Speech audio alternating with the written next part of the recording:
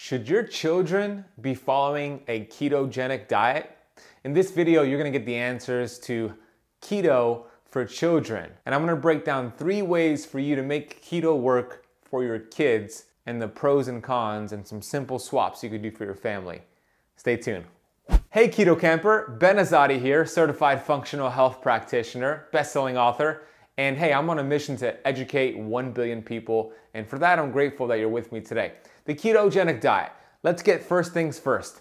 It is not a fad diet. A fad diet is the stupid American diet. That's only been around for 50 to 60 years. Being in ketosis has been around for hundreds of millions of years, okay? Children back in the day, our ancestors, toddlers, teenagers, they were in ketosis.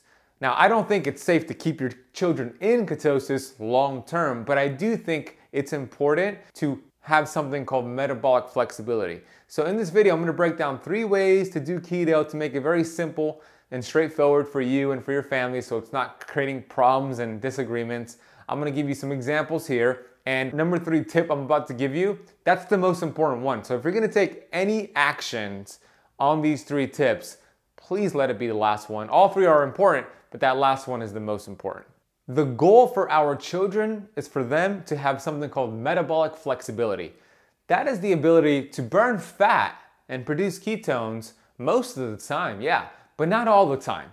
You see, children are growing and carbohydrates are not the bad guy. Healthy carbs are important, and when kids are active, they're even more important.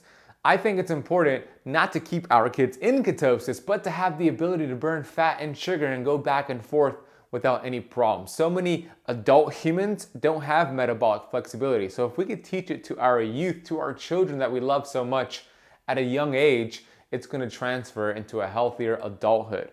So metabolic flexibility is the key. I don't know if you knew this, but if you were breastfed as a child, that baby that's getting breast milk is in a state of ketosis because breast milk is high in saturated fat and cholesterol, and that baby is then producing ketones, which helps the brain develop because the brain is 70% fat. 25% of the body's cholesterol is what? In the freaking brain, which wants to be developed, and it's so important to get fat and cholesterol. And that's why the keto diet is so powerful, even for a growing child, because every cell has around it the cell membrane, which is made up of fat. It's made up of protein, saturated fat, and cholesterol. So we are literally made up of fat. So let's give the body what it desires. The average child that's 1 to 3 year old in America consumes 12 teaspoons of sugar every single day. The average 4 to 6 year old consumes 21 teaspoons of sugar every single day. These are stats I got from Dr. Eric Berg. Shout out to you, Dr. Eric Berg. You're doing great work.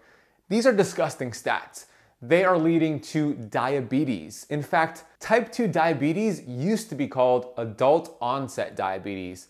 They had to change the name because so many children started to develop diabetes. So now it's called type 2 diabetes. We have children that are obese, that are having all these health issues, and they could be prevented by eating less sugar, eating less carbs, eating more healthy fats. So this video is intended to make a big dent in these nasty stats right here. We don't want our children to fall victim to all these stats. So let's go on into why it's so important to do keto for children and 3 ways to make it work. Oh, and before I do, I fell victim to those stats. I was obese for most of my life. I ate the stupid American diet. I'll show you a photo here.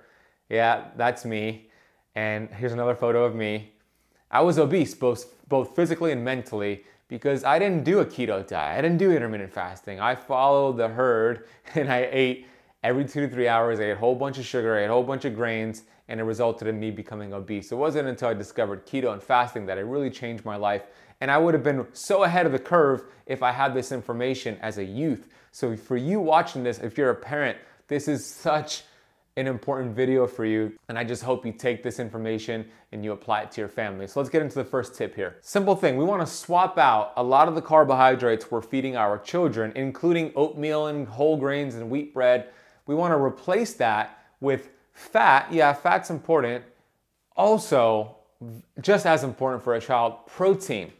Protein's important because the body is growing, the tissues are being developed, the organs are being developed, and protein is essential. High protein, high quality protein, and fat is imperative at this point in the child's development. Even more so if your child is active, if he's playing in team sports, we really want to feed your child high quality protein and fat. So here's some things that I love, and I would definitely give my kids if I had kids, which I have a goal of having children one day. I would give them bone broth. I love Kettle and Fire bone broth. They make a great one. 100% grass-fed meat. I would love to give my children that. Keto smoothies, coconut milk with some berries, right? And some nuts and seeds, ice, delicious. Eggs and turkey bacon. That's a great little breakfast for your kids. So we want to look at what we're feeding our kids and start replacing some of the carbohydrates with these quality fat and protein. It'll make a big difference in their health and the development of the body.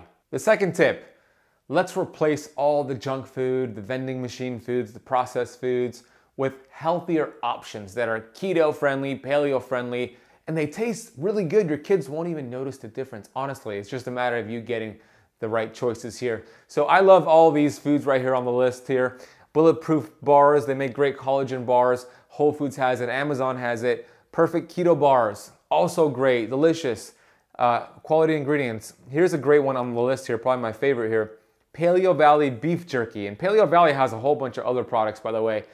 That's a great brand for you guys to check out. Paleo Valley is great for you to explore, and the beef jerky is delicious. I'll put a link for Paleo Valley down below, and I also have a coupon code for you in case you're interested in getting their products. Keto fat bombs, delicious. I'll put a recipe for a keto fat bomb down in the notes below. We also want to start swapping out sugar for healthier options. Stevia, pure stevia extract. We have the liquid drops, we have the powder.